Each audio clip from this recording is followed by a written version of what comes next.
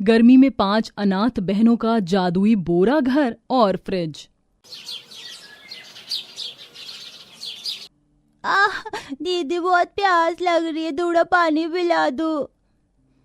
मैं अभी तेरे लिए पानी लेकर आती हूँ।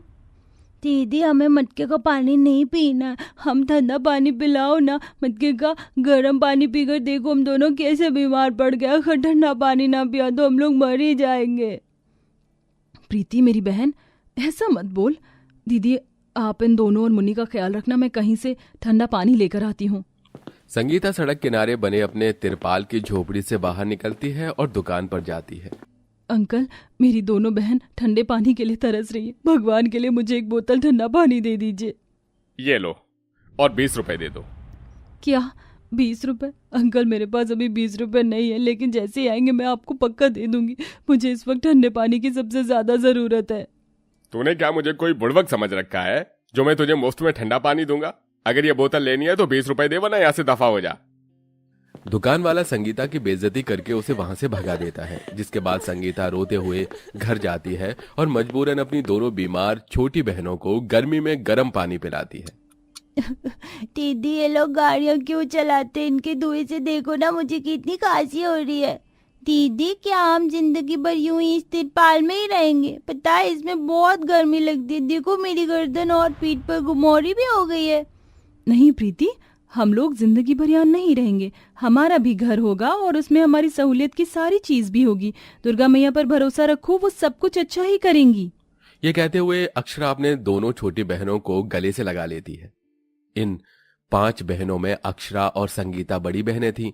1 साल पहले ये 5 बहनों का भी घर था, जिसमें ये 5 बहनें अपने माता पिता अमरेश और सुषमा के साथ रहती थीं। लेकिन एक बीमारी के चलते सुषमा की मौत हो जाती है। अपनी पत्नी की मौत के गम में अमरेश इतना डूब चुका था कि वो भी अपनी 5 बेटियों को अनाथ घर इस दुनिया से छोड़कर चला जाता है।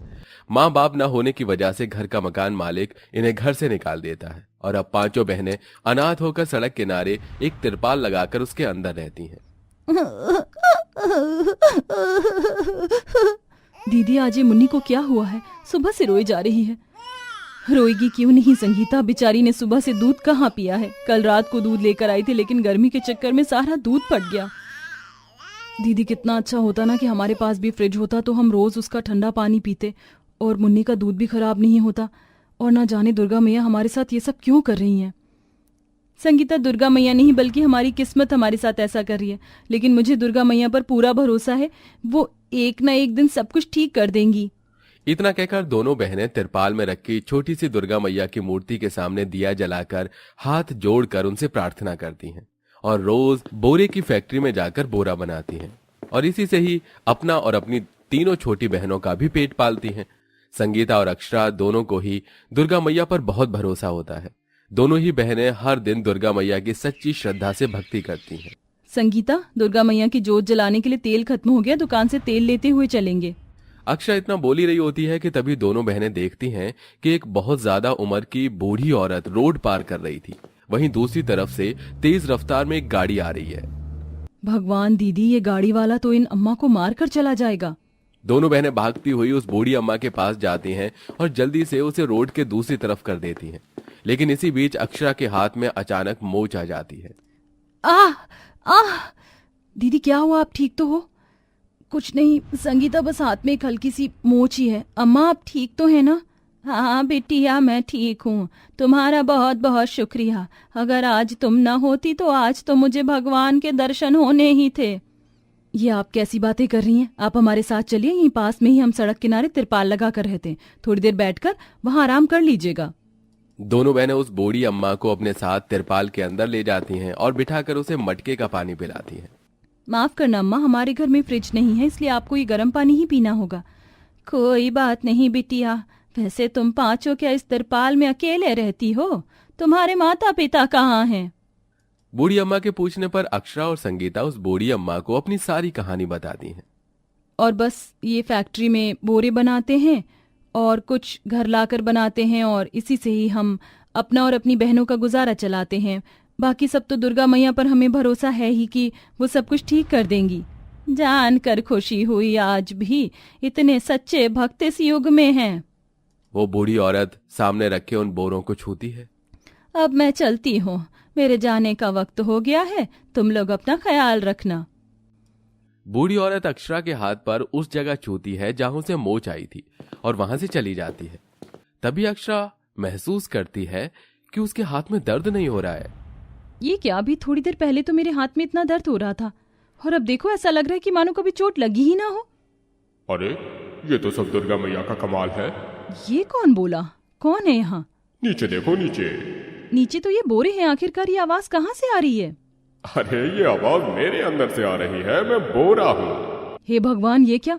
ये बोरे के अंदर से हम इंसानों की तरह आवाज कैसे आ सकती है? जो बूढ़ी औरत तुम्हारे तिरपाल में बैठी थी वो कोई साधारण बूढ़ी औरत नहीं थी, बल्कि एक बूढ़ी औरत के रूप में दुर्गा मैया थी। उनके स्पर्श से ही मुझ में जान आ पाई। तुम्हारा बहुत बहुत शुक्रिया।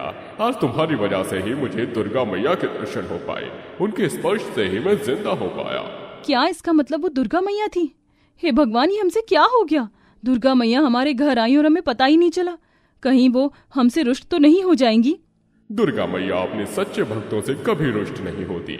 उनके स्पर्श से अब एक जादुई बोरा बन चुका है। बताओ तुम्हें क्या चाहिए? हमें क्या चाहिए? हमें कुछ नहीं चाहिए। हमें दुर्गा मैया के दर्शन हो गए, इससे बढ़कर हमारे लिए और क्या हो सकता है? तुम लोग बहुत अच्छे इंसान हो, लेकिन मैं तुम्हारी मदद करना चाहता हूँ। मैं तुम्हें क्या दूं? क्या दूं? हाँ, अरे हाँ, तुम पांचों तो इस तिरपाल में रहते हो ना। चलो मैं अपने जादू से तुम्हें एक घर देता हूँ। जादुई बोरे के इतना कहते ही उन पांचों बहनों का तिरपाल एक सुनहरी रोशनी के साथ एक बड़े से बोरे घर के अंदर बदल जाता है और बोरे से बने हुए घर होने के बावजूद भी ये पूरा घर बर्फ की तरह ठंडा होता है, जिसके ठंडक में पांचों बहनों को बिल्कुल भी गर्मी नहीं लगती। अरे वो दीदी, ऐसे लग रहा है जैसे हम एसी के घर में हो। यहाँ तो मुझे बिल्कुल भी गर्मी नहीं लग रही है। हे दुर्गा मैया और जादुई बोरे, तुम्हारा बहुत बहुत शुक्रिया। आज तुम्हारी वजह से हमें रहने के लिए घर मिला है। अब हमें यूं सड़क पर तिरपाल लगाकर नहीं रहना पड़ेगा।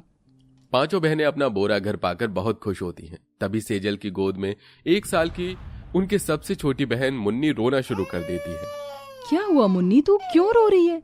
ये हमारी तरह बड़ी तो है नहीं, सूखी रोटी खाकर पेट भर ले। ये छोटी है, इसके लिए दूध कहाँ से लेकर आऊं मैं? जब मैं हूँ तो तुम लोगों को परेशान होने की क्या जरूरत? जादुई बोरे के इतना कहते ही पांचों बहनों के बोरे घर के अंदर अब एक बोरे से बना हुआ फ्रिज भी आ जाता है, जिसके अंदर ढेर सारी खाने पीने की चीजें रखी होती हैं।